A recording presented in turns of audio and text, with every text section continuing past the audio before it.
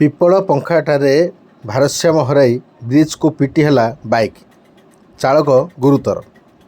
ଗଞ୍ଜାମ ଜିଲ୍ଲା ସୋରଡ଼ା ଥାନା ଅନ୍ତର୍ଗତ ପିପଳପଙ୍ଖା ଗ୍ରାମ ନିକଟରେ ଥିବା ଋଷିକୁଲ୍ୟା ନଦୀର ବ୍ରିଜକୁ ଯାଇ ପିଟି ହେଲା ଏକ ବାଇକ୍।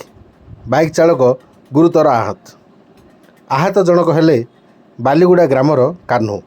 ସୂଚନା ମୁତାବକ କାହ୍ନୁ ନିଜ ବାଇକ୍ ଯୋଗେ ସୋରଡ଼ାରୁ ନିଜ ଗ୍ରାମ ବାଲିଗୁଡ଼ା ଅଭିମୁଖେ ଯାଉଥିବା ବେଳେ ଭାରସାମ୍ୟ ହରାଇ ବ୍ରିଜକୁ ପିଟି ହୋଇଯାଇଥିଲେ।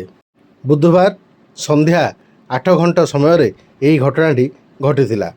ସ୍ଥାନୀୟ ଲୋକମାନେ ଦେଖିବା ପରେ ତୁରନ୍ତ ସୋରଡ଼ା ଅଗ୍ନିଶମ ବିଭାଗକୁ ସୂଚନା ଦେଇଥିଲେ।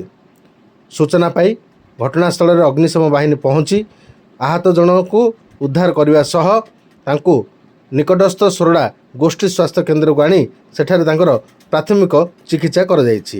କିନ୍ତୁ ଏହି ଦୁର୍ଘଟଣାରେ କାହ୍ନୁଙ୍କର ଗୋଡ଼କୁ ବହୁତ ଜୋରରେ ଆଘାତ ହୋଇଥିବା ସୂଚନା ମିଳୁଛି।